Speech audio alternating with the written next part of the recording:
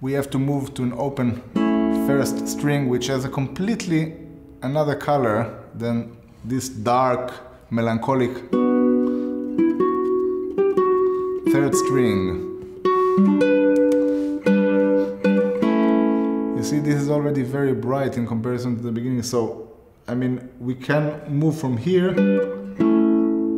and keep the melody in the third string, but that doesn't connect so nicely in a legato manner together. So maybe we want to make this long way down with the glissando, which is also not so clear for the phrase. So what I like to do, I like to start the phrase on the second string.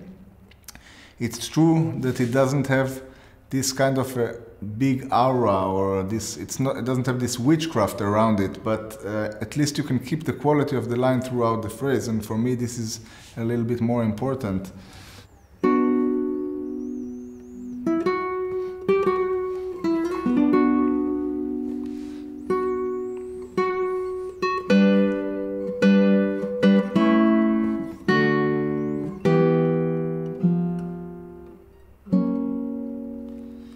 Playing the guitar is to master the art of priorization, but a balance has to be kept. You give a little bit too much here to discover there is too less there. What you lose on the one side, you gain on the other.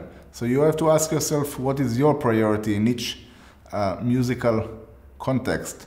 In this case, it's maybe the color versus the long phrase. We always face this kind of dilemmas playing the guitar. Of course we do. We're trying to be an orchestra, but with 4 fingers. A great guitarist is the one that makes you believe he doesn't compromise. But of course, this is only an illusion, and a great guitarist is a magician.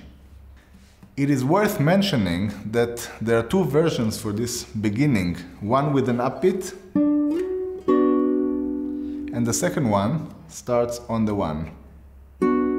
Very important to keep the quality of the line from the 5th string as it transitions to the 4th. So,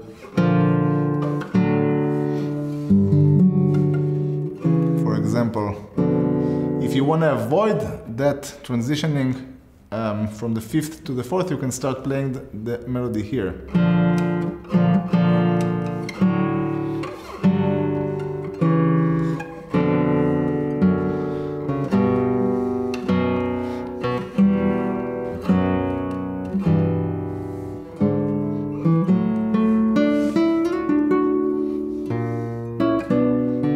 So what do we have here?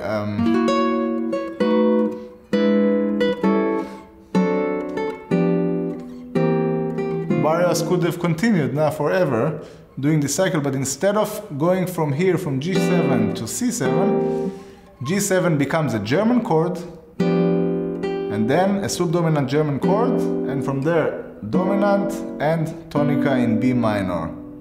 We continue.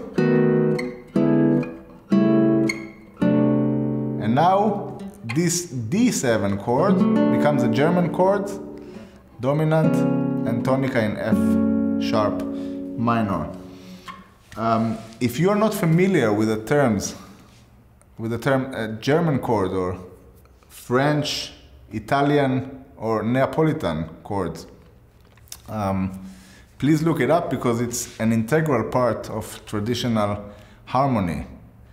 Now, I think it's very good to get familiar with the voice leading and with every layer of this progression. So we can use for that the famous exercise of each time emphasizing one string. So the first string, the melody is pretty obvious.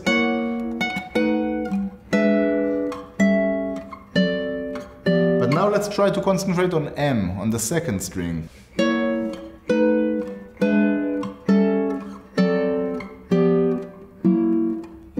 So give it a little bit more edge to the middle finger. Now let's try to do the chromatic line in the middle voice. To emphasize it, to give it more attention.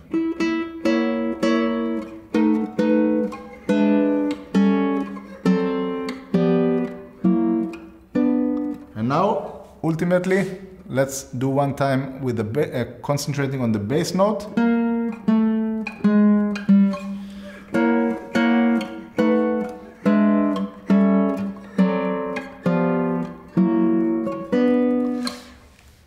Apart from being a great way to learn and control the voice leading, this is also a great exercise for the right hand as well as for brain-fingers connection.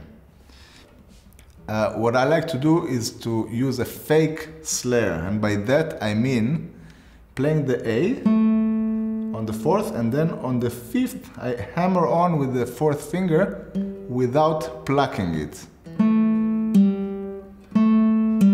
That is what I call a fake snare, but please don't hold me accountable. I didn't check this term in the encyclopedia. But it definitely sounds like a snare. If you don't like that and you don't feel comfortable with that solution, you might want to slide from here and just make a snare 3-1, 4-2-1. So it means that the two upper notes have to be stopped and the bass have to gain control, which is quite very nice because you can slide and use it for a cantabile effect, and then the whole line sounds more cantabile. And from here we continue just the same way.